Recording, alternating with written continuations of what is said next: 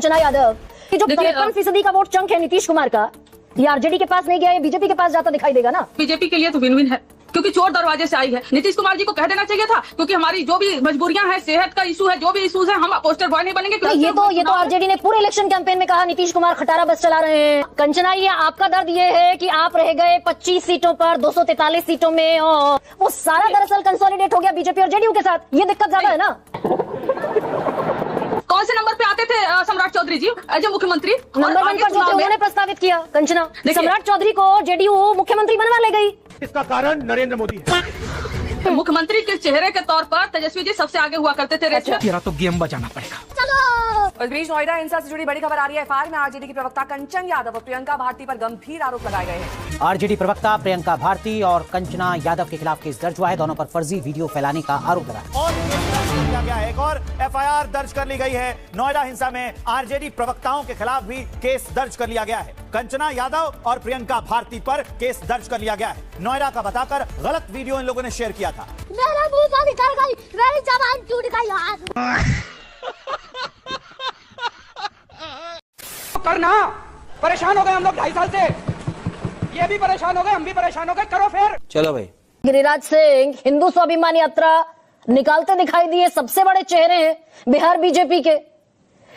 तो सम्राट चौधरी अब तक वो नीतीश कुमार जो हिंदू मुसलमान की राजनीति से परहेज करते रहे, बिहार में ये राजनीति दरअसल नहीं हो पाई। बुलडोजर नहीं पहुंच पाया, यूनिफॉर्म सिविल कोड नहीं लागू हुआ, और जेडीयू लगातार कहती रही हम तो सारे वर्गों को साथ लेने वाले, साथ लेकर चलने वाले लोग हैं। अब ये बिल्कुल नया मॉडल, वो जो उत्तर प्रदेश का बुलडोजर मॉडल है, और जो पुष्कर सिंह धामी का यूनिफॉर्म सिविल कोड मॉडल है, लव जिहाद है, थूक जिहाद है, लैंड जिहाद है, इस सब बिहार में इस मॉडल पर सरकार चलती हुई दिखाई देगी क्या? ये बड़ा सवाल है, सबसे बड़ा सवाल है भाई। 101 पर पहली बार बीजेपी, पहली बार 101 पर जेडीयू पिछले चुनाव में लड़ती दिखाई दी। बीजेपी ने वहां भी कट्टू साइज करने की कोशिश की, जेडीयू नहीं समझ पाई। अमित शाह ने कहा नेतृत्व में चुनाव लड़ेंगे, मुख्यमंत्री बाद में देखा जाएगा, बीजेपी वहां नहीं समझ पाई, जेडीयू वहां नहीं समझ पाई। लेकिन नीतू डबास ये विशुद्ध लोकतंत्र का, डेमोक्रेसी का, इलेक्टोरल सिस्टम का, बिहार के वोटर का, 8 करोड़ वोटर्स का के साथ धोखा है ना ये। अच्छा गरिमा जी, जी गरिमा जी नमस्ते, और सभी जो को पैनलिस्ट उन सभी को भी नमस्ते, और आपके चैनल के माध्यम से पूरे देश को आज के शुभ दिन डॉक्टर भीमराव अंबेडकर जी की जयंती है, सबको शुभकामनाएं प्रेषित करते हुए अपनी बात रखना चाहूंगी। मैंने आपकी बहुत सारी बातें सुनी और 2-3 विषय मैं जरूर स्पष्ट कर देती हूं कि बिहार का जो चुनाव हुआ था माननीय प्रधानमंत्री नरेंद्र मोदी जी की नीतियों के नेतृत्व में, और नीतीश इको बहुत आ रहा है, थोड़ा सा इसको ठीक कराइए। नीतीश कुमार जी के नेतृत्व में एनडीए ने चुनाव लड़ा था। एनडीए की सरकार थी, एनडीए की सरकार आज भी है, सिर्फ पद बदला है, नेतृत्व बदला है, नीतियां वही हैं। ये बड़ी अच्छी बात कही आप। नीतियां बिहार की विकास की नीतियां, जिसको लेकर लगातार माननीय प्रधानमंत्री जी का निर्देशन रहेगा, नेतृत्व रहेगा, मार्गदर्शन रहेगा नीतीश बाबू जी का। और मैं कहूंगी बहुत ही आज सम्मान पूर्वक नीतीश जी के नेतृत्व को प्रणाम करने का भी दिन है। लगातार 24 नवंबर 2005 से आज हम 14 अप्रैल 2026 में बैठे हैं। ये स्क्रिप्ट तो पहले ही लिख ली गई थी ना, जंगल राज से बिहार को बाहर निकाला। प्रणाम कर दिया जाएगा। गरिमा जी मैं अपनी पूरी बात तो रख लूं, मैं अपनी सवाल भी लेते जाइए मैम, पहली दफा बैठी हैं, सेकंड तो पहली दफा बैठी, आहिस्ता आहिस्ता बढ़ेंगे ना आगे। तो उससे मेरा क्या फायदा? अरे मैं क्या बताऊं मैं। कंचना यादव, ये जेडीयू से ज्यादा बुरी खबर आरजेडी के लिए है, क्योंकि बीजेपी बहुत आहिस्ता आहिस्ता अपने गोटियां चलती दिखाई दी। बहुत आहिस्ता आहिस्ता नीतीश कुमार को भी बहुत सहज सरल तरीके से बड़े प्रोटेक्टिव जोन में रख के बीजेपी आगे बढ़ रही है। तो ये जो 53% का वोट चंक है नीतीश कुमार का, ये आरजेडी के पास नहीं गया, ये बीजेपी के पास जाता दिखाई देगा ना।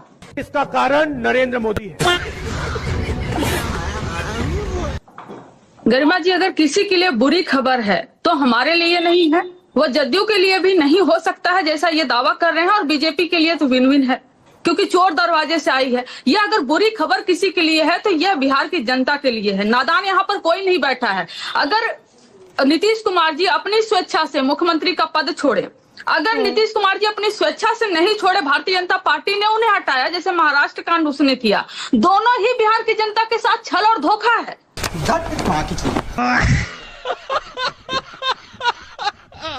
क्योंकि आप पोस्टर बॉय नहीं बने होते, नीतीश कुमार जी को कह देना चाहिए था, क्योंकि हमारी जो भी मजबूरियां हैं, सेहत का इशू है, जो भी इशूज है, हम पोस्टर बॉय नहीं बनेंगे, क्योंकि आगे हम 25 से 30 फिर से कंटिन्यू नहीं कर पाएंगे। ये भारतीय जनता पार्टी को अगर अपना मुख्यमंत्री बनाना था तो वह भी कह देती कि मुख्यमंत्री ये इमीडिएट बनेंगे, लेकिन हम आगे चलकर अपना मुख्यमंत्री बनाएंगे। लेकिन आपने स्लोगन गढ़ा 25 से 30 फिर से नीतीश, तो आपने 25 से 30 कर दिया नीतीश को फिनिश। तो यह सवाल तो, यह धोखा तो जनता के साथ है ना गर्मा जी, हमारे साथ कैसे हुआ? और सिर्फ यही एक धोखा नहीं है, आपने ये तो आरजेडी ने पूरे इलेक्शन कैंपेन में कहा नीतीश कुमार खटारा बस चला रहे हैं, नीतीश कुमार के बस का बिहार चलाना नहीं है। पूरे इलेक्शन कैंपेन में आरजेडी ने इसको पॉपअप करती रही ना आरजेडी। आज जो तो नीतीश कुमार इज अनवेल, ये आरजेडी का भी पक्ष है, अगर सिर्फ हम हेल्थ के ही मुतालिक देखें। यह आरजेडी का भी पक्ष है, यह आरजेडी का पक्ष था, यह आरजेडी का पक्ष है और यह आरजेडी का पक्ष रहेगा कि नीतीश कुमार अनवेल हैं। अगर नीतीश कुमार जी अनवेल थे, जो दिखाई देते हैं, तो नीतीश कुमार जी को अपना पोस्टर बॉय, अपना चेहरा नहीं उसमें लगाना चाहिए था, क्योंकि आपने जनता को बोला कि 25 से 30 मैं होऊंगा। आज हम फिर दोहराते हैं कि नीतीश कुमार जी अनवेल हैं, तो इसका मतलब यह था कि नीतीश कुमार जी जब उनको हटना ही था तो अपना चेहरा नहीं लगाते। आपने 25 से 30 फिर से नीतीश आपने जनता को बोला और उससे कितना वोट आया नहीं। लेकिन एक और मेरा जो सवाल है सुन लीजिए, धोखा 2025 का बिहार विधानसभा का चुनाव पूरी तरह से छल है गरिमा जी, पूरी तरह से धोखा है। चलते चुनाव में आपने 10,000 महिलाओं को बांटा और चुनाव खत्म, स्कीम बंद। आपने बोला था 2 लाख रुपए देंगे, आपने बोला 125 यूनिट बिजली फ्री मिलेगी, चुनाव के चलते समय 1-2 दिन पहले अनाउंस हुआ था। नहीं तो ये वोट ट्रांसफर होता जेडीयू को ना, भाई चेहरा नीतीश कुमार का था। बीजेपी बड़ी पार्टी बनकर सामने आई, 89 सीटें बीजेपी को मिलती हैं अगर, तो भाई बीजेपी पॉलिटिक्स में कोई रिश्तेदारी निभाने थोड़ी आई है भारतीय जनता पार्टी। 41 सीटों के बावजूद नीतीश कुमार को मुख्यमंत्री बनाया, अब 89 सीटों के बाद भी नीतीश कुमार मुख्यमंत्री रहे। भाई समाज सेवा करने थोड़ी बैठी है। राजनीति में कोई भी समाज सेवा और भजन करने नहीं आता गरिमा जी। लेकिन आपकी जनता के प्रति आपकी क्या मनसा है, वह मनसा जग जाहिर होना चाहिए, वो क्लियर होना चाहिए। आप जैसे तमाम वादे करते हैं, आप वादे करते हैं, आपने वादा किया था कि नीतीश जी ही चेहरा होंगे, आपने हटाए गया, तो धोखा है ना, ये तो सरासर धोखा है।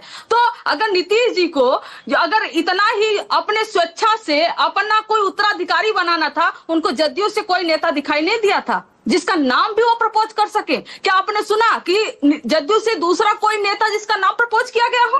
ये चिराग पासवान जी के पार्टी से प्रपोज किया हो? ये तो ये स्क्रिप्ट मतलब चुनाव के पहले ही डिफाइन था, डिजाइन था। या आपका दर्द दरअसल कंचना, ये आपका दर्द ये है कि आप रह गए 25 सीटों पर 243 सीटों में, और वो जो नीतीश कुमार का वोट बैंक है, जो तेजस्वी यादव को लगता था भाई ओबीसी हमारे साथ खड़ा है, मुसलमान हमारे साथ खड़ा ही है, और ये थोड़ा बहुत इस चंक का निकलेगा, 53% पर दावेदारी नीतीश कुमार की है, हमारे साथ थोड़ा बहुत भी आए सरकार बना ले जाएंगे, वो सारा दरअसल कंसोलिडेट हो गया बीजेपी और जेडीयू के साथ। ये दिक्कत ज्यादा है ना।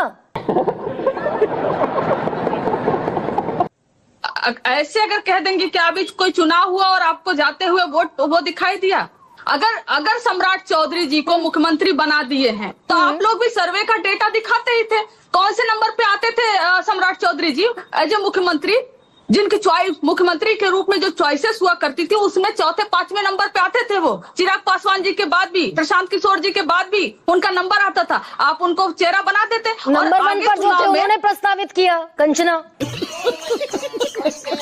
किसने प्रस्तावित? नीतीश कुमार नंबर 1 पर थे चॉइसेस में, उन्होंने प्रस्तावित किया ना एनडीए की बैठक में नाम। नहीं, आप शायद भूल गई हैं, आप खेल भी नहीं समझ रही। फिर यहाँ भी जेडीयू खेल कर गई कि बीजेपी का कोर काडर जो है, भाई सम्राट चौधरी तो आयातित थे, सम्राट चौधरी को जेडीयू मुख्यमंत्री बनवा ले गई। इसका कारण नरेंद्र मोदी है, और इसीलिए कल अमित शाह और नरेंद्र मोदी नहीं आ रहे हैं। दोनों चीजें बिल्कुल अलग अलग हैं जो आप मर्ज कर रही हैं। पहला, मुख्यमंत्री के चेहरे के तौर पर तेजस्वी जी सबसे आगे हुआ करते थे रेस में, फिर नीतीश जी आया करते थे। यहाँ पे आप कंफ्यूज कर रही हैं। लेकिन जब आप एज ए पार्टी कोएलिशन देखते थे तो उसके आधार पर आप लोग का प्रेडिक्शन एनडीए की तरफ जाता था, जो मैं यहाँ कह रही हूँ। दूसरा कि नीतीश कुमार जी खेल कैसे कर गए? भाई नीतीश कुमार जी खेल तब कर जाते जब नीतीश कुमार जी अपनी पार्टी को आगे बढ़ाने के लिए, अपनी राजनीति को आगे बढ़ाने के लिए, सिंगल लार्जेस्ट पार्टी कंचना कमाल कर रही है। सुनिए ना, सुनिए तो सही भाई, सिंगल लार्जेस्ट पार्टी अपना मुख्यमंत्री बनाएगी, ये तय था कि बीजेपी मुख्यमंत्री बनाएगी, इसीलिए कट्टू साइज किया गया। जनता दल यूनाइटेड को 101 सीटों पर लाकर खड़ा कर दिया।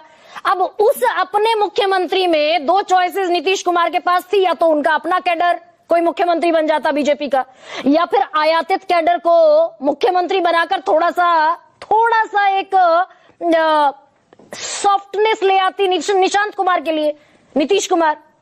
नहीं, ये कर गए ना नीतीश कुमार। ये पहले से तय नहीं था कि जो लार्जेस्ट पार्टी होगी उसका मुख्यमंत्री बनेगा। सबसे पहले क्लियर कर दें, यहाँ अरविंद निषाद जी भी बैठे हैं, इनका ये दावा हुआ करता था और बीजेपी का भी दावा हुआ करता था कि पहले भी तो बीजेपी की कम सीटें आई थी, लेकिन मुख्यमंत्री जो ज्यादा सीटें आई थी, लेकिन मुख्यमंत्री नीतीश कुमार ही जीते। तेरा तो गेम बजाना पड़ेगा। चलो